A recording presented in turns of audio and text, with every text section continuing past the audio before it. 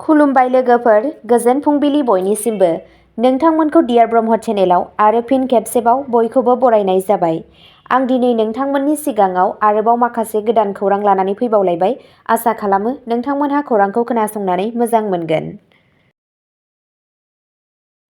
दिनैनि गिबि खौराङाव दङ गिबि मन्थ्रिनि जौगाथायनि 12 सान हाबाफारिनि सिङाव चिराङाव राङारि मुलाम्फा रानदों। आसाम चिफ मिनिस्टार हिमन्त बिश्व शर्मानि फ्लेगशिप 12 डेज अफ डेभेलपमेन्ट हाबाफारिनि बाहागो महरै गोबां जौगालु बिथांखिफोरनि सिङाव राङारि मुलाम्फा होनो थाखाय चिरां जिल्ला पेरेड ग्राउन्डआव मोनसे गिदिर राननाय हाबाफारि खुंफुंनाय जादों। मानगोनां पन्चायत आरो गामियारि जौगाखां मन्थ्रि श्री रन्जित कुमार दासआ बे हाबाफारियाव नुजाथिफैना माइक्र'फाइनेन्स इनसेन्टिभ एन्ड रिलिफ स्किमनि सिङाव जिल्लानि सा 383 आइजो मुलाम्फायारिफोरनो रां होनांगौ फोरमानलाइ राननानै होयो। बे हाबाफारिनि थांखिया बैफोर आइजोफोरखौ दाहार गैयै खालामनाय आरो बिसोरनि राङारि उदांस्रिनि लामाखौ गोरलै खालामनाय। बेनि अनगायैबो गं 8 दैबानाजों खहा जाजानाय नखरफोरनो राङारि हेफाजाब होनाय जादोंमोन, जाय बिसोरनो जोबोद गोनांथार रैखाथि होदोंमोन। बेनि अनगायैबो सा 56 मुलाम्फा मोनग्राफोरा बेगर पुन्जि बिथांखिनि सिङाव हेफाजाब मोनदोंमोन, जायखौ फालांगियारि आरो गावखौ सोनारनायखौ बांहोनो थाखाय मदद होनाय जादों। बे हाबाफारियाव गुबुन गोजौ थाखोनि मावख'गिरिफोरजों लोगोसे BTCनि लेङाइ बुंथिगिरि मानगोनां श्री अभिराम महानायक आरो MCLA श्री प्रदीप कुमार बयानजों लोगोसे गोबां गेदेमा सुबुंफोरा नुजाथिदोंमोन। बे फोरबोआ गासै आसामाव नोगोरारिफोरखौ गोहो होनाय आरो गासै जौगाथायखौ बांहोनो थाखाय रायजो सोरखारनि रादायखौ दिन्थियो।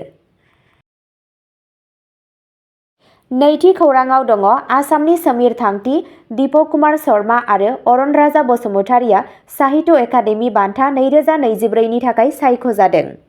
साहित्य एकाडेमिया बुधबार 18 दिसेम्बर खालि 2024 मायथाइनि थाखाय साहित्य एकाडेमि बान्थाखौ फोसावदोंमोन, जाय गोबां रोखोमनि सोमोनांथाव थुनलाइयारि हाबाफोरखौ गनायथि होदोंमोन।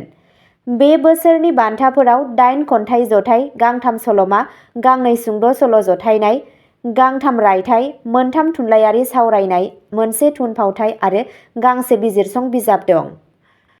मान होजानायफोरनि मादाव दङ समीर थांती, बिथांनि असमिया खन्थाइ जथाइ फारिंबर बथर कथा जेननि थाखाय, अरन राजा बसुमतारी, बिथांनि बर' सल'मा सोरनि थाखाय, दीपक कुमार शर्माया गावनि संस्कृत जथाइ खन्थाइ भास्कर चरितमनि थाखाय।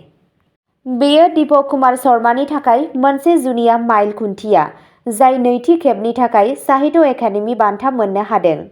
शर्माया गावनि गोजोननायखौ फोरमायदोंमोन आरो बे सिनायथिखौ बिथांनि खामानिनि थाखाय मोनसे मख'जाथाव थुलुंगा होनना बुंदोंमोन। बे समावनो अरन राजा बसुमतारिया गावनि 13थि सल'मा सोरनि थाखायनि थाखाय मान मोननायनि उनाव गावनि गोसोनि गोसोखौ फोरमायदोंमोन। 14 सल'मा आरो 4 सुंद' सल' बुथुमनायजों बसुमतारिया गावनि फरायसालिनि समाव जागायजेननाय थुनलाइयाव गावनि जिउनां दावबायनायखौ रिफियो। खौरां बिजोङाव बिथाङा बुंदोंमोन, आं माब्लाबाबो सानाखैमोन दि आंनि बिजाबफोरा बेबादि जौथायसिम सौहैगोन। आंनि फरायगिरिफोरनि थाद'यै मददआ आंनि थुलुंगा होग्रा गोहो आरो जेब्लासिम आंनि सावस्रिया गनायथि होयो अब्लासिम आं लिरबाय थागोन। बे बान्थाफोरा खालि थुनलाइयारि साबसिनखौल' फालिनाय नङा, नाथाय आसामनि जिउगोनां हारिमुआरि रोखोमथायखौबो दिन्थियो। थामथि खौराङाव दङ गोजौसिन बिजिरसालिया 2008 मायथाइनि सिरियाल ब्लास्ट केसआव रन्जन दैमारिनि जामिननि आर'जलाइखौ नेवसिगारदों। खौरां बिजोंनिफ्राय मिथिनो मोननाय बायदियैब्ला गोजौसिन बिजिरसालि सुप्रिम कर्टआ 2008 मायथाइयाव आसामनि फारि फारि बमा बेरफ्रुनायनि गुबै दायनिगिरि national Democratic front of Bodoland (NDF) नि गाहाय रन्जन दैमारिनि जामिननि आर'जलाइखौ नेवसिगारदों। रिपर्टफोरनि बायदियैब्ला मोनसे जर'खा बिजिरसालिजों जिउ जोबजासिम जोबथेसालिनि साजा होजानाय दैमारिया गोजौसिन बिजिरसालिनिफ्राय जामिन नागिरदोंमोन, नाथाय बिजिरसालिया जामिनखौ नेवसिगारदों आरो बुंदोंमोन दि केसनि आथिखालनि थासारिखौ नायनानै बेयो जाथावना नङा। गोजौसिन बिजिरसालिया बेखौ रोखा खालामदोंमोन दि गाहाय केसनि हियारिंआ 2025 मायथाइनि जोबनायथिं जागोन।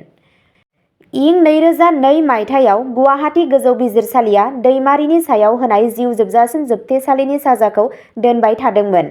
बिनि उनाव बिथांनि आयेनारि हानजाया फिन सानफिननो थाखाय गोजौसिन बिजिरसालिसिम थांदोंमोन। दैमारिखौ 30 अक्ट'बर 2008 मायथाइयाव आसामाव बमा बेरफ्रुनायनि फारि लोब्बा थानायनि थाखाय दायनिगिरि खालामनाय जादोंमोन। रायखांनो गोनांदि मोनसे जुनिया बिजिरसालिया अक्ट'बर इं 2008 मायथाइनि गिख्रंथाव फारि बमा बेरफ्रुनायाव बिफाव लानायनि थाखाय रन्जन दैमारि आरो सा 9 गुबुन सुबुंफोरखौ जिउ जोबजासिम जोबथेसालिनि साजा फोसावदोंमोन, जेराव आसामाव सा 88 सुबुंफोरा जिउ गोमादोंमोन आरो सा 540 सुबुंफोरा जोखोम जादोंमोन।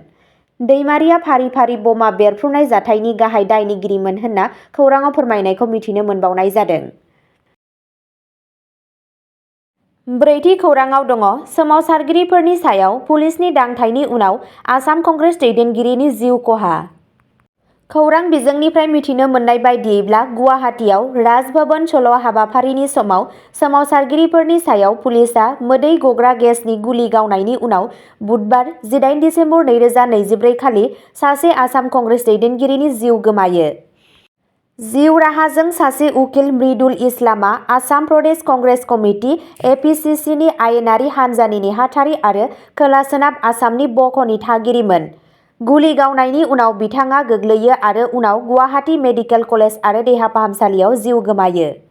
रिपर्टनि बायदियैब्ला बिथाङा स्मार्ट मिटार फज'नायखौ हेंथा होनो राजभवननि बायजोआव पार्टीनि हादोरनाङै दिन्थिफुंनाय आरो भारतीय जनता पार्टी (बिजेपि) दैदेननाय मिरु सोरखारा मणिपुरनि आंखालनि सायाव सावरायनो नेवसिनाय, अदानि ग्रुपनि हेंथायै जाख्ल'नायनि अजद आरो संसदआव मोनसे हादोर, मोनसे बिसायख'थि बिलनि बाहागो लागिरिफोरनि गेजेराव सासेमोन।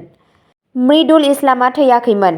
हिमन्त बिश्व शर्मा सरकारा गोजोन सोमावसारगिरिफोरनि सायाव बिथांखि लानाय सिग्रोमनायनि गेजेरजों बिथांखौ बुथारदोंमोन। जों बिथांखौ जाख्ल'ग्रा बिजेपि दैदेननाय सोरखारनि हेंथायै जोंनि दावहानि गिबि मुंख्लं फोसावबाय होनना रायजो कंग्रेसनि आफादगिरि भुपेन कुमार बराया खौरांगिरिफोरनि सिगाङाव बुङो। दायो नायबिजिरनाया सोलिगासिनो। बाथि खौराङाव दङ 1,01,996 आर'जलाइखौ मिशन बैसोमुथि 1.0 नि सिङाव फोजोबनाय जाबाय। मोनसे जारिमिनारि जाफुंसारनायाव बिटिआर सोरखारा मिशन बैसोमुथि 1.0 नि सिङाव खालि 12 दाननि गेजेराव हा आरो खाजोना आयदाफोरजों सोमोन्दो गोनां 1,01,996 अनलाइन आर'जलाइखौ जाफुंसारै फोजोबनो हादों। बे जाफुंसारनाया मानगोनां गाहाय मावफुं सोद्रोमा श्री प्रमद बर'नि नोजोरगोनां दैदेननायाव जाफुंसारदों। मिशन बैसोमुथि 1.0 आ बिटिआर सोरखारजों नोगोरारिफोरनि थाखाय हा आरो खाजोना सिबिथायखौ मोजाङै आरो गोरलै खालामनो थाखाय जागायनाय मोनसे डिजिटेल हाबाफारि। बड'लेण्ड टेरिटरियेल काउन्सिल (बिटिसि) आबो हा रेबगान्थिखौ डिजिटेल खालामनो हानाय भारतनि गिबिसिन गौथुम जाबाय, जाय ई-गभर्नेन्सआव मोनसे बेन्चमार्क गायसनदों। बे जाफुंसारनाया आखा-फाखा आरो नोगोरारि लोगोआरि सिबिथाइफोरखौ रोखा खालामनाय, गोबाव खालामनायखौ बाङाइ खालामनाय आरो खुंथायखौ बांसिन रोखा आरो मोननो हानाय खालामनो थाखाय बिटिआर सोरखारनि बाउसोमनायखौ नोजोर होयो।